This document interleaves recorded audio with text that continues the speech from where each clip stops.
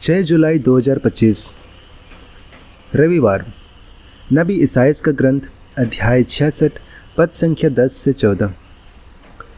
यरूशलेम के साथ आनंद मनाओ, तुम जो यरूशलेम को प्यार करते हो, उसके कारण उल्लास के गीत गाओ।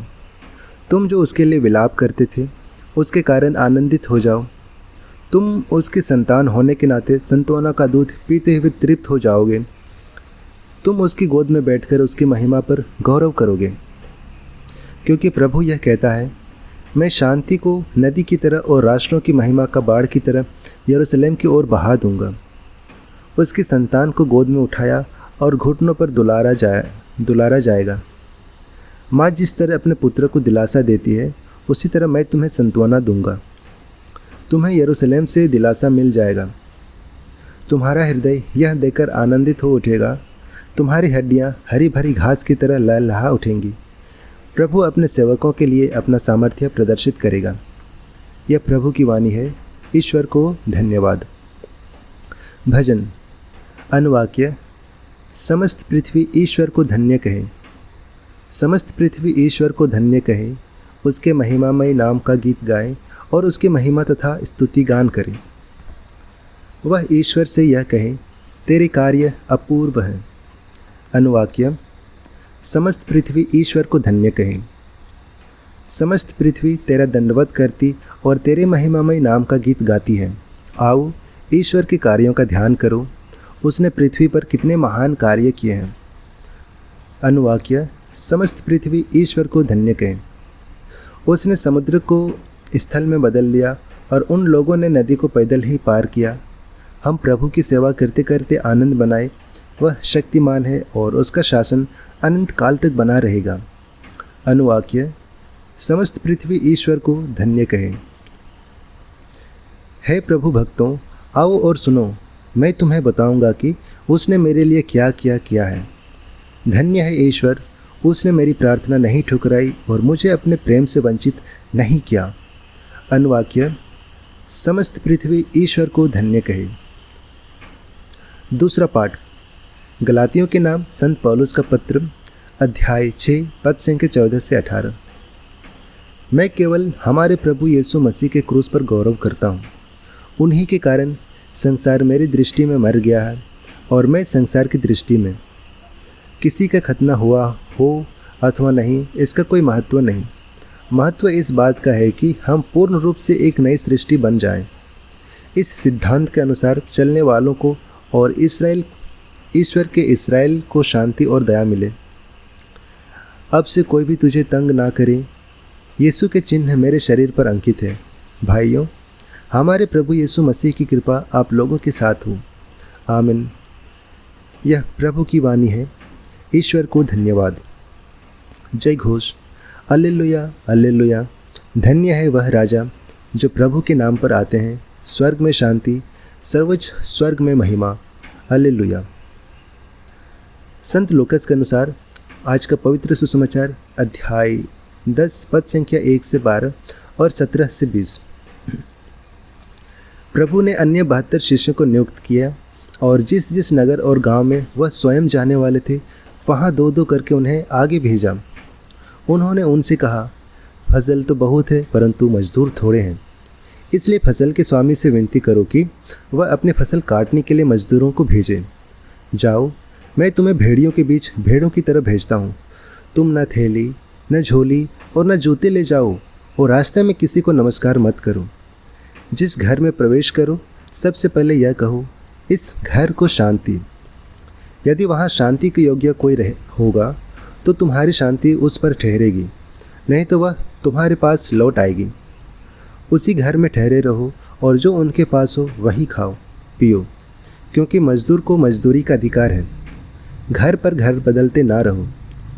जिस नगर में प्रवेश करते हो और वे तुम्हारा स्वागत करें, तो जो कुछ तुम्हें परोसा जाए वही खा लो। वहाँ के रोगियों को चंगा करो और उनसे कहो, ईश्वर का राज्य तुम्हारे निकट आ गया है। परंतु यदि किसी नगर में प्रवेश करते हो और वे तुम्हारा स्वागत नहीं करते, तो वहाँ के बाज़ारों में जाकर कहो, अपने पैरों में लगी तुम्हारे नगर की धूल तक हम तुम्हारे सामने झाड़ देते हैं। तब भी यह जान लो कि ईश्वर का राज्य आ गया है। मैं तुमसे कह ही देता हूँ, न्याय के दिन उस नगर की दशा की अपेक्षा सोदोम की दशा कहीं अधिक सहनीय होगी। 72 शिष्य सानंद लौटे और बोले, हे प्रभु, आपके नाम के कारण अबदूत भी हमारे अधीन है। यीशु ने उन्हें उत्तर दिया, मैंने शैतान को बिजली की तरह स्वर्ग से गिरते देखा। मैंने तुम्हें सांपों, बिच्छुओं और बैलों की सारी शक्ति को कुचलने का सामर्थ्य दिया है। कुछ भी तुम्हें हानि नहीं पहुंचा सकेगा। लेकिन इसलिए आनंदित न हो कि अबदूत तुम्हारे अधीन है, बल्कि इसलिए आनंदित हो कि तुम्हारे नाम स्वर्ग में लिखे हुए हैं। यह हमारे प्रभु यीशु ख्रिस्त का सुसमाचार है।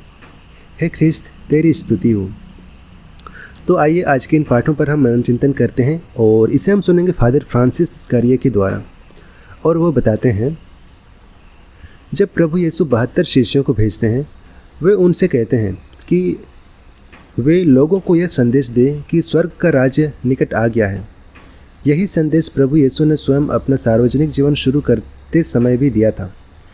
पश्चाताप करो, स्वर्ग का राज्य निकट आ गया है। प्रभु ईश्वर ने हमें स्वतंत्र बनाया है। उसने हमें स्वतंत्रता से चुनने या चयन करने का अधिकार दिया है। वे हमें ज़बरदस्ती स्वर्ग राज्य में भी प्रवेश कराना नहीं चाहते। प्रभु ईश्वर किसी को गुलाम बनाना नहीं चाहते। वे सृष्टिकर्ता होते हुए भी हमारा आदर करते हैं और हमारे साथ एक विधान के सहभागी बनते हैं। वे हमारी भलाई चाहते हैं, हमसे प्रेम करते हैं, हमें मुक्ति दिलाते हैं और पावन तृत्व की सहभागिता में सम्मिलित होने के लिए हमें आमंत्रण करते हैं। इसके विपरीत शैतान हमेशा हमें गुलाम बनाने की ताक में रहता है। वह हमें फंसाने का षड्यंत्र रचता है। संत पेतरुस ईश्वर और शैतान के बीच के अंतर को दर्शाते हुए कहते हैं, आप शक्तिशाली ईश्वर के सामने विनम्र बने रहें, जिससे वह आपको उपयुक्त समय में ऊपर उठाए। आप अपनी सारी चिंताएं उस पर छोड़ दें, क्योंकि वह आपकी सुधि लेता है। आप संयम रखें और जागते रहें। आपका शत्रु शैतान दहाड़ते हुए सिंह की तरह विचरता और ढूंढता रहता है कि किसे फाड़ा जाए। आप विश्वास में दृढ़ होकर उसका सामना करें। ईश्वर ने आदम और हवा को स्वतंत्र बनाया और उनके सामने भलाई और बुराई को रख दिया। उन्होंने उनसे यह भी समझाया कि भलाई करने से ही अनंत जीवन में प्रवेश करेंगे, जबकि बुराई करने से उन्हें नित्य यंत्रणा भोगनी पड़ेगी। फिर भी हमारे आदि माता पिता ने शैतान के झूठ से प्रभावित होकर पाप किया। इस्राएली लोगों के साथ प्रभु ने एक विधान स्थापित किया। प्रभु ईश्वर के पास हमारे लिए कुछ योजनाएं हैं। वे कहते हैं, मैं तुम्हारे लिए निर्धारित अपनी योजनाएं जानता हूँ। यह प्रभु की वाणी है। तुम्हारे हित की योजनाएं अहित की नहीं, तुम्हारे लिए आशामय भविष्य की योजनाएं। वे हमारे भलाई की प्रतिज्ञाएं प्रदान करते हैं। वे कहते हैं, उन्होंने मेरे विधान का पालन नहीं किया, इसलिए मैंने भी उनकी शुद्ध नहीं ली। वह समय बीत जाने के बाद मैं इस्राएल के लिए एक विधान निर्धारित करूंगा। मैं अपने नियम उनके मन में रख दूंगा। मैं उनके हृदय पर अंकित करूंगा। मैं उनका ईश्वर होऊंगा और वे मेरी प्रजा होंगे। इसे हम पढ़ सकते हैं इब्रानियों के पत्र में अध्याय 8 के 10वें पद में। मैं उनके बीच निवास करूंगा, मैं उनका ईश्वर होऊंगा और वे मेरी प्रजा होंगे। इसे पढ़ सकते हैं एजेकियल के ग्रंथ में अध्याय 37 के 27वें पद में। मैं तुम्हारा प्रभु ईश्वर हूँ। मैं तुम्हारा दाहिना हाथ पकड़कर तुमसे कहता हूँ, मत डरो, देखो मैं तुम्हारी सहायता करूँगा। और इसे हम पढ़ सकते हैं इसहाक के ग्रंथ में अध्याय 41 पद संख्या 13। मैं यूदा की घराना को महान बना दूंगा और यूसुफ की घराने का उद्धार करूंगा। उन पर दया दृष्टि कर मैं उन्हें वापस लाऊंगा। तब वे वैसा ही हो जाएंगे जैसे मैंने उन्हें कभी त्यागा ना हो। मैं तो प्रभु उनका ईश्वर हूँ और उनकी प्रार्थनाएं सुनूंगा ही। जकरिया अध्याय 10 के 6 पद में। डरो मत, मैं तुम्हारे साथ हूँ। चिंता मत करो, मैं तुम्हारा ईश्वर हूँ। मैं तुम्हें शक्ति प्रदान कर तुम्हारी सहायता करूँगा। मैं अपने विजयी दाहिने हाथ से तुम्हें संभालूँगा। इसहाक के 41वें अध्याय के 10वें पद में। थके मांदे और बोझ से दबे हुए लोगों, तुम सभी मेरे पास आओ, मैं तुम्हें विश्राम दूंगा। मत्ती सुसमाचार अध्याय 11 के 28वें पद में। याद रखो, मैं संसार के अंत तक तुम्हारे साथ हूँ। मत्ती के सुसमाचार अध्याय 28 के 20वें पद में। ये सब प्रतिज्ञाएं हमें एक आश्वासन देती है कि हमारे ईश्वर हमें संभालते हैं, हमारी सहायता करते हैं, हमें मुक्ति दिलाते हैं, हमारा डर दूर करते हैं और हमसे प्रेम करते हैं। लेकिन वे चाहते हैं कि हम प्रभु ईश्वर की शरण में जाएं और उनकी छत्र छाया में रहने की हमारी अभिलाषा व्यक्त करें। मुक्ति निकट है, परंतु हमें उसे ग्रहण करना चाहिए। हमें ईश्वर की प्रतिज्ञाओं के योग्य बनना चाहिए। कई बार हम माँ मरियम से निवेदन करते हैं, हे ईश्वर की पवित्र माँ, हमारे लिए प्रार्थना कर कि हम ईश्वर के प्रतिज्ञाओं के योग्य बन जाएं। प्रेरित चरित अध्याय 14 पद संख्या 8 से 10वें में हम पढ़ते हैं, लुस्त्रा में एक ऐसा व्यक्ति बैठा हुआ था जिसके पैरों से शक्ति नहीं थी। वह जन्म से ही लंगड़ा था और कभी चल फिर नहीं सका था। वह पौलुस का प्रवचन सुन ही रहा था कि पौलुस ने उस पर दृष्टि गड़ाई और उसमें स्वस्थ हो जाने योग्य विश्वास देकर ऊंचे स्वर से कहा, उठो और अपने पैरों पर खड़े हो जाओ। वह उछल पड़ा और चलने फिरने लगा। संत पौलुस चंगाई प्रदान करने में सक्षम थे, परंतु ईश्वर यह भी चाहते थे कि हम ईश्वर की कृपाओं के योग्य बने। सुसमाचार में प्रभु यीशु 72 शिष्यों को भेजते हुए कहते हैं, जिस घर में प्रवेश करते हो सबसे पहले यह कहो, इस घर को शांति। यदि वहाँ कोई शांति के योग्य होगा तो उस पर तुम्हारी शांति ठहरेगी, नहीं तो वह तुम्हारे पास लौट आएगी। ईश्वर की शांति के योग्य लोगों पर ही उतरती है। ईश्वर की शांति हमारे सिर के ऊपर मंडराती है, परंतु हमें उनकी शांति के योग्य बनना चाहिए।